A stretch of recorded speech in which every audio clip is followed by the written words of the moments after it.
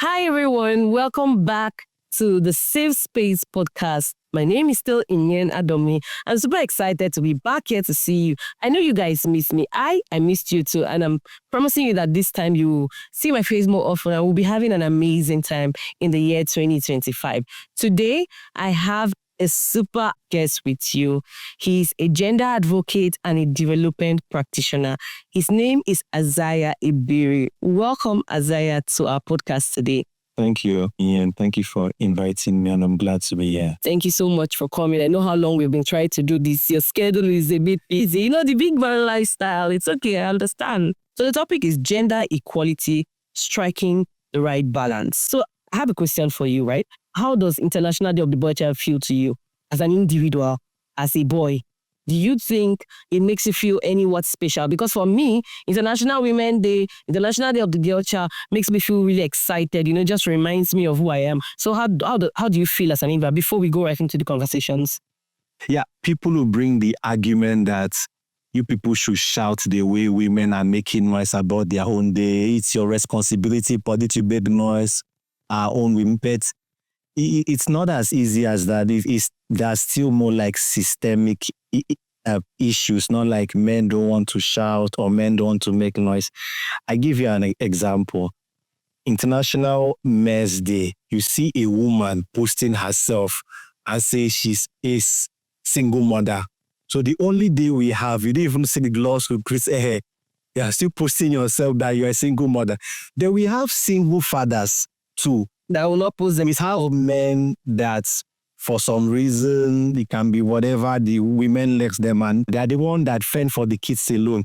You will not see them come on Women's Day to say, I blame God, the man and the mother and the woman's role, right? So, yeah, International Men's Day, Boys' Day, you know, it's Father's Day, and all of that. It's just, I think Father's even has a little bit more. Because then female children are celebrating their fathers. But men and boys there, it just feels like people are doing it just to take it. It will even surprise you that even the UN may not even post the word shot that day. So that's why I say it's a systemic thing.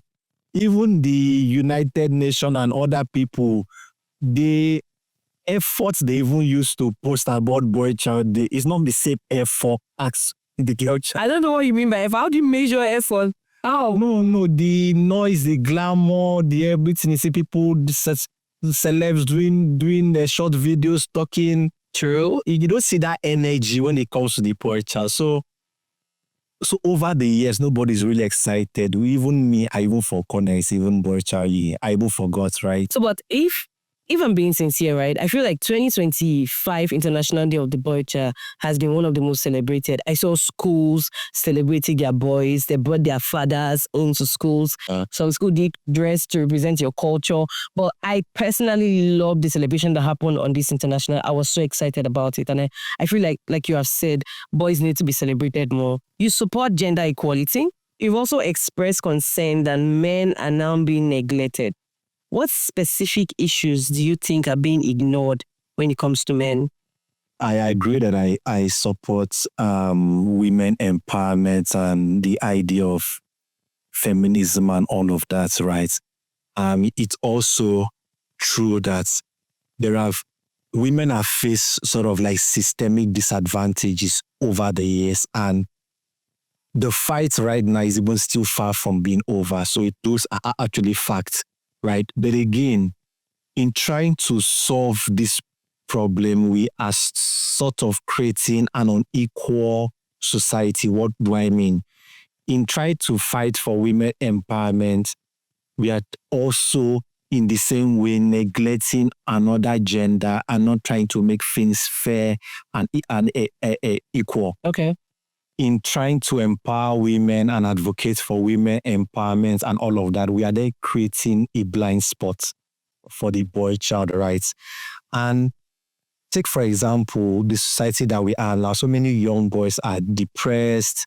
You are being told there is this social kind of construct that tells you to man up, to own up, don't cry, a man, don't cry, don't this, don't that, and all of that, right? So yes, we are trying to empower the girl child. But in the same way, we are there creating a blind spot, and that's not fairness. Well, that's not equity, and that's not this injustice, right? Okay. So we shouldn't create a problem when we are trying to solve one. What's the problem? For me, what that entails for me is that we are not saying that because you are trying to take care of the boy child, we should neglect the women. That is not the conversation. The two truths can coexist, right? You can walk and still chew gum at the same time, right? So we shouldn't create a society where you are empowering women and you are neglecting the boy because you are creating a bigger problem. Yeah. Right?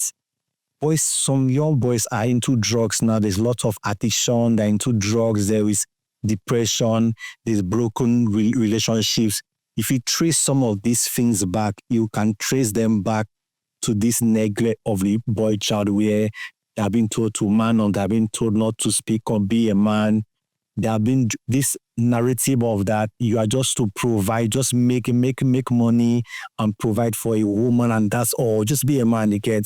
So it has created a society where these young boys have issues, right? There are issues that they can't speak of. They can't express them. These issues now have not translated to addiction, violence, drug abuse, and all of those sort of things. Let's even talk of fatherhood, right? Yeah. We celebrate the super moms. We call them in quotes. Super. Of course, we should celebrate them.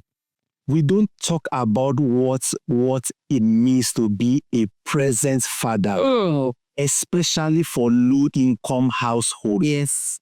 There are so many fathers in low-income households who genuinely want to do better. Genuinely, they want to do better. But there are no tools. There are no support systems for them. In fact, even at the societal level, there are no societal support for them to just show up differently, right? Yeah. So the conversation is seen in a very skewed way. You're celebrating a super mom that you are not even talking about those men in low-income household. There are some fathers. I was listening to one. I saw one post on IG where there are 4 of them. The guy said that for the first time in a while, he saw the dad smiled. Like for the first time in a while.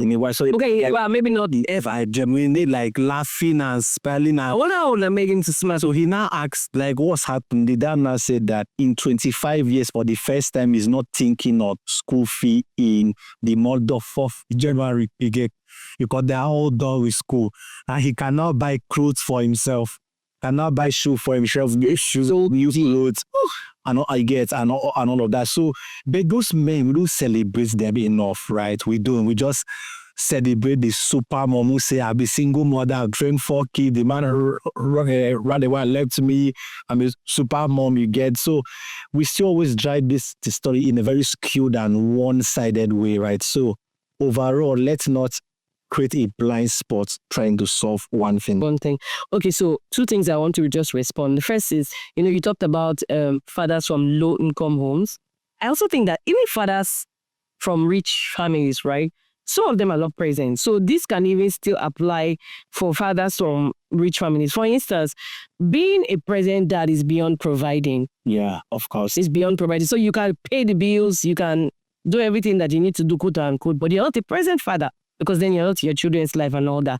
And then the second thing is what you just shared about we're not celebrating the super dads. Again, I want to take you back to the beginning of our conversation. Do you think it's because men generally don't even celebrate themselves? Because these women that you're giving an example, they're come online with their phones to say, oh, this is what I've been doing for my kids. And then even for parents that are not on social media. So let's not just judge it by those coming online to say and we spam more. How about mothers who tell their children or make their children see the efforts and the things that they are doing? How about that? The fathers don't show it. Sometimes even when the fathers are available at home, they don't make their children understand the sacrifices they are making. It's just always so strict. Like you said, this man has not smiled in a while. So probably doesn't even have conversations with the children to say, oh, these are the sacrifices I'm making, like the mothers. So do you think that that's something that your gender needs to work on? Because again, nobody will celebrate you but yourself. Don't you think so? So the issue of men not celebrating themselves in the household. So I just think that, so for example, yes, the mothers are very good at, following the kids and telling them, oh, this one, I've done this. But again, I think that's where being present in your child's life comes in, right? Not just that traditional way that men are being brought up to say, just provide. Your work is just to provide. Don't be weak. Don't be a weak man. Just provide. So that African narrative that the man was just to provide money and they didn't leave. So you see how in an African household, the children are more closer to the mom. Oh, true. Because the man just sees who old mindset is to go and hustle, pay money, pay house rent, pay school fee, no time to be with them, gist with them, go out with them, and all of that. Is always the mom doing that. So the children would naturally get more attached to the mom and now feel like the mom is doing the most. So the men are there toiling, working hard there. And so I think is that issue of also not just being a bank account. Yeah. Be present. I heard that one very loud, okay? Just be present. Just be present. Just be present. I think I'm going to take that one for me. Don't just be a bank account. Just be present. The modern day feminist movement actually came to challenge a lot of traditional things and all of that. And it's actually good, right? And some of these traditional things, some of it were not as if they were good. Their foundations were from some belief system and some wrong ideology. Yeah. Right? So the modern feminist movement just came to just shatter that sort of table and all of that. Yes. Right. But again, moving away from that, right? So for me, that movement it's not really about erasing men, right? That movement sort of, for me personally, is about making men and women see themselves as full human beings, in what sense?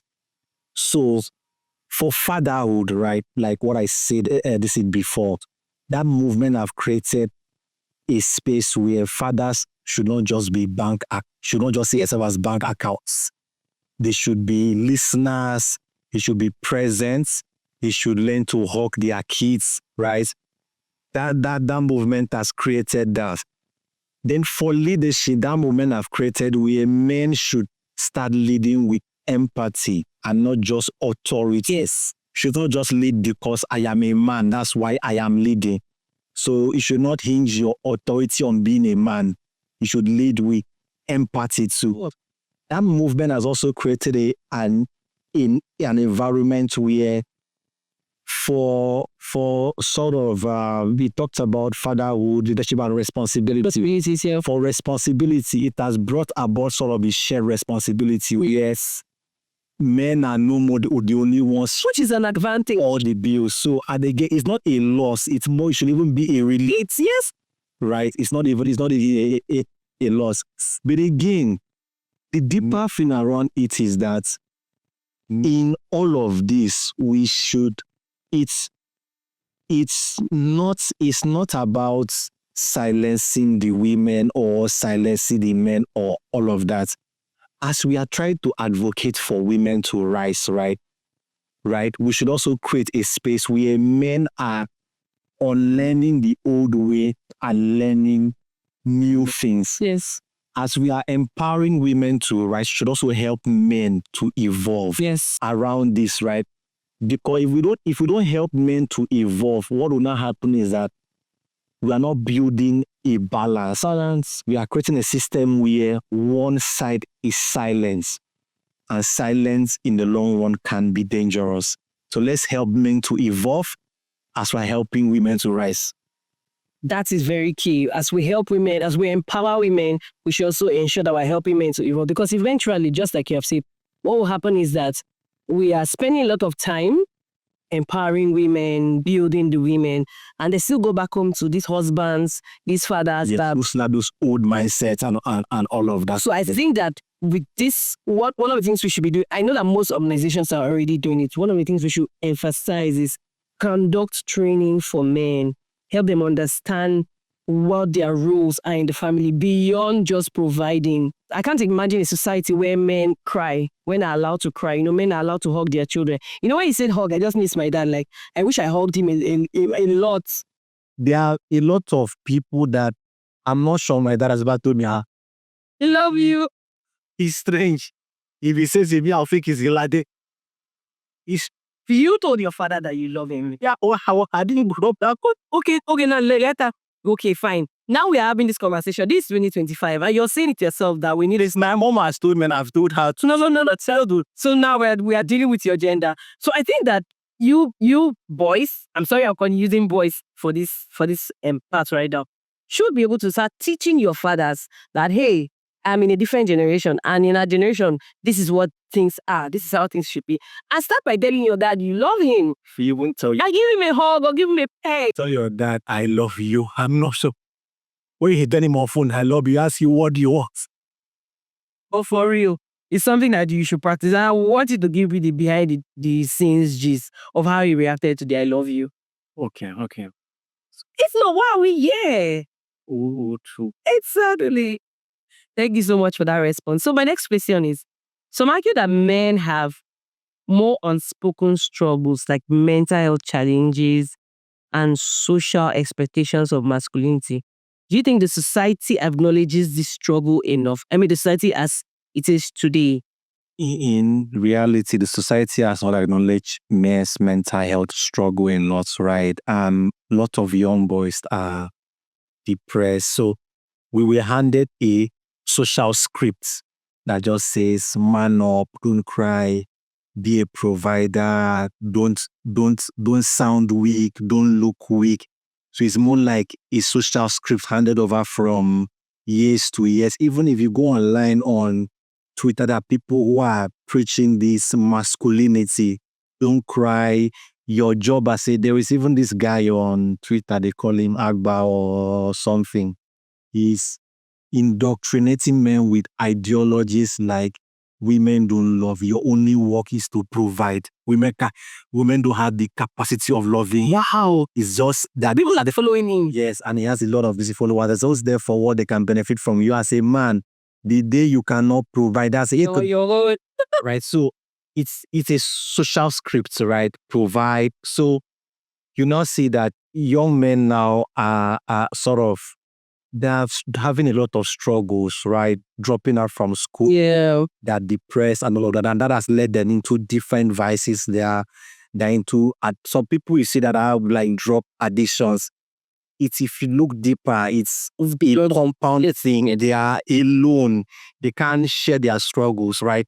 And even when men are given this small space to even now share their struggle, it's more like a whisper.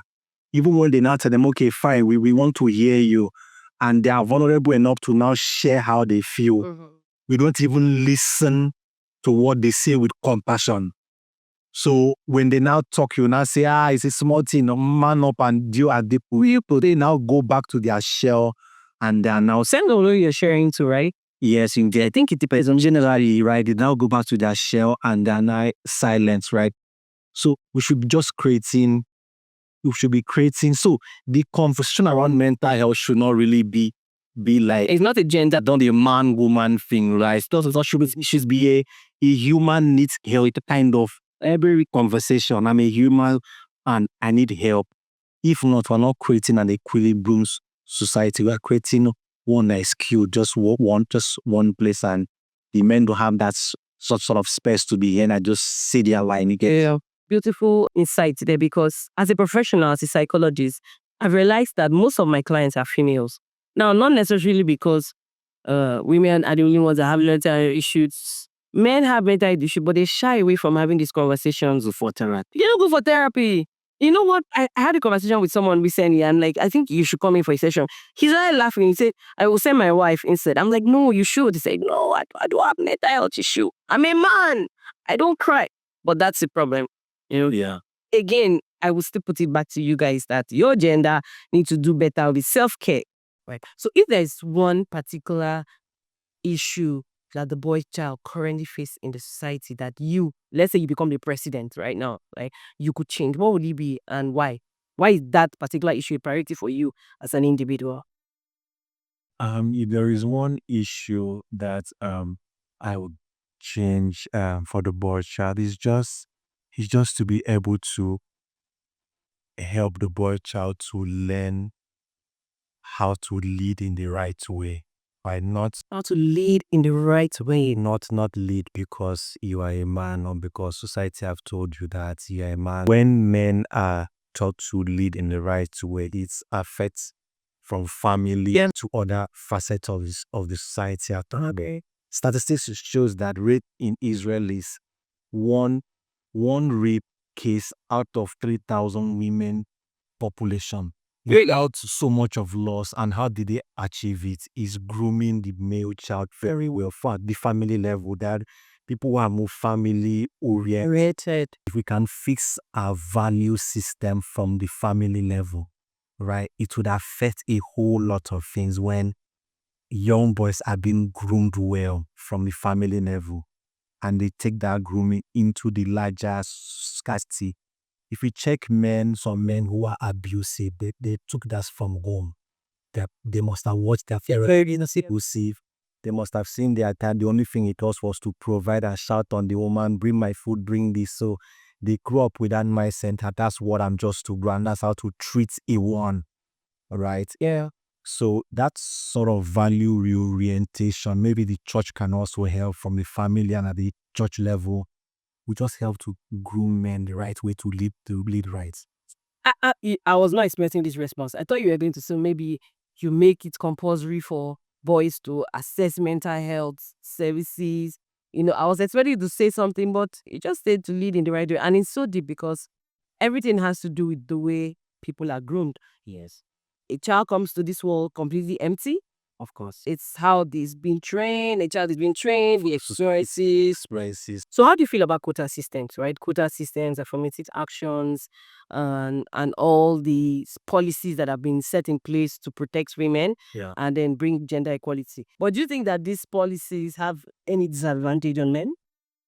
Yeah, it doesn't have any disadvantage on men for me. So nobody wakes up and say, take this role, right, because you are not competent, right? So quotas, affirmative action and quota system was just to create a system that is just right. Mm-hmm. Men are feeling threatened somehow because you would feel uncomfortable when a privilege is sort of like challenged, right? And held along the area. So there are women who have been competent in the past that were very competent, but they lose out on some positions and offices just because they were a woman. Right.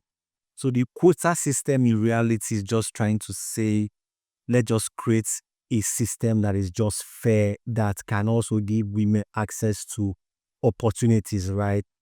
Because again, let's just give them that chance, right? And say, okay, fine, can we reserve 30% of this for women to come in and all of that? So it's not threatening men, actually, in my opinion. It's not. You're a wise man. The other way of There's another way. create a quota system. Let's not also create a problem where a woman will just feel like whatever I do in this world, I should just get it just because I am a woman, right? So that will now start affecting their sense of working hard, putting in their best, because they just know that once I'm going to apply for this thing, this a quota kept for me, I should get this thing because I'm a woman. For example, I've seen cases on social media. You've seen cases where a guy paid a lady money to render a service. This is a business transaction. I paid you. You did not deliver the service, and I tell you, refund my money. And the girl starts giving you attention and comes back and tell you, why am I refunding the money? You can't leave this for a fine girl. No, she did not. She literally defined the airlines on this, babe. I would really love about it to make sure the noise is for you. For and me, Ebere, let's be real. There's something called fine girl privileges. I mean, that's cool. There's something called fine girl privilege. And that's what we are. So that's so. Of course, yes, quotas, women have so far been denied lots of things. Okay, you know that currently now one of the conversations that is going on in the political space is that women are requesting for extra seats, right? Seats reserved for women and by women. But you have to say, what's your take on that? Since you said women should not get to a point where they know that, oh, because because I'm a woman, there's this special uh, quota that has been kept for me. What do you have to say about the extra seats for women that is currently being advocated for? When it comes to reserving seats for, Think of Rwanda when you answer this. You've been to Rwanda before. You know how the country is. So think of Rwanda. Just have Rwanda in the back of your mind while you answer this.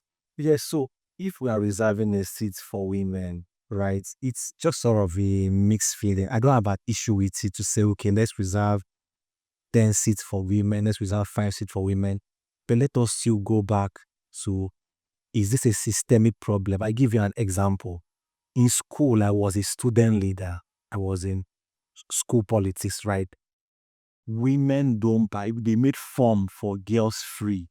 If you're a lady, any post you want to pick from, any post you want to pick the form, it is free because you are a lady. But guess what? We're begging women with form, free form, to come and pick the form. You go to the university now, how many women get involved in student politics? Funny enough, I think that they do get involved. However, now, no, this is how they get involved. When it comes to the voting, they are involved in the process of voting. They come out on elections day to vote, but the processes that leads to the election day, from picking the form, from contesting, some women are not necessarily interested in all that, but they make majority of the voters. So we're talking about the youth now going to Grand Lead. If you check, right, like I said, I don't have a problem with keeping spaces for this in women. But if we check, some of the guys, some men now who are in politics now, they started doing this alota thing from school days. So God lend you that struggle in school, alota this, alota that. How many women try to learn those and alota thing even in school? So it's part of the grooming thing. They're just being told to go to school and get good grades and none of that. Come to society, have good grades, get your math. So a girl just come to school and doesn't want to involve in any extracurricular activity at all. And the guy is learning the ropes, getting involved in school politics, knowing people. If two of them enter the larger society, who do you think will have an advantage? One was doing the school and still doing extracurricular things. The other one just faced school alone. If you call her pick four for this, no, I don't want to get involved in school politics. Now she now finds herself in the larger society now, and this other guy knows politics is politics anywhere In the world. yeah, but overall, right, women should be allowed from the family level to expose themselves, get involved in politics, learn the role. Not just to say, go to school, get good grades, and get married. That's always the grandma. Yeah. Go to school, get good grades, and get married, right? Have your kids. We should also allow them to take risks like men. Take risks, right? Learn things so that when they go to the larger society now, they can be able to function one. They should not say, if I'm going there, there should be one seat kept for me. As we are keeping the seats for them, it is fine, no, but let us try to also groom them too. So bad. And things up because men have gone far in politics. Men have gone far. Men have gone far. This particular battle, quote and unquote, is a long one, but we'll get there. I want to believe we'll get there. So, Ebere, we've been having an amazing conversation. So, I want you to just send a message. This is not your final thought yet, anyway, but just send a message to men, to boys, this International Day of the Boy Child.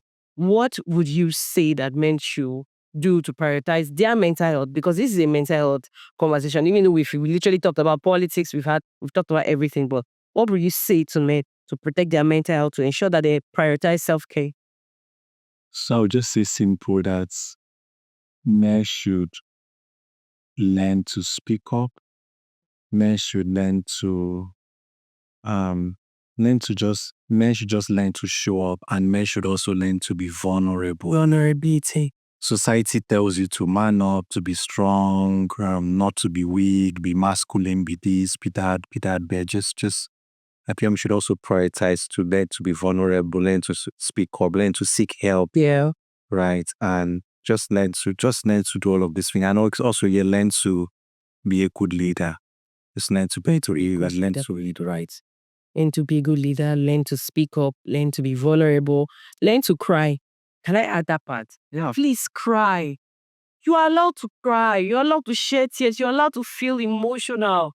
What is it, hard man? You want to kill your own. You don't even know what's going on. Yeah. Just learn to express emotions, right? Because it looks like it's not a manly thing to express emotions, right? That's how we've been grown. Learn to express emotion. And again, learn to prioritize your peace. If you don't have peace of mind, just chapa. You didn't say japa. Like when you mean japa, like leave. Whatever the chapa is. Right? It can be Whatever the chapa. You're suffering from a toxic space, good one. So what are your final thoughts? Thank you so much. You've said so much in this episode, and I cannot wait for the impact and the positive response to come. So what are your final thoughts for this podcast today? I'll put the final thoughts this way. This conversation should not be a women should be a societal issue. Yeah. It affects men, it affects boys, it affects communities, villages. Yeah. What are we fighting for? Or what is this gender fight all about? It's for fairness, equity, rights, justice, right? Yeah. Those things I mentioned, they don't know any gender. I agree. So let's make this look like we are trying to create a fair world, right? A world that's balanced for everyone, and not a world where we are fighting for women only and silencing men. So guys, you have heard him, Isaiah Ebere. He has shared his 2 cents on the gender conversation. Been having an amazing time in today's episode. We want to say thank you so much for coming and for being a part of this conversation. Thank you for being vulnerable enough to come here and share. Please, I have my own final word for you. Call your father and tell him you love him. And then go and give your father a kiss. Kiss him here, kiss him here, kiss him here, kiss him here. Give him kisses. And I don't want your sister to be the one to kiss him. You as a boy, kiss him. Start with your own generation, teaching them. After I do that, you will even be looking at him. Like, he's kind of... Let him look at you. When you get much, guys. We've had an amazing time. Until we meet again on our next episode, do have an amazing time. Bye.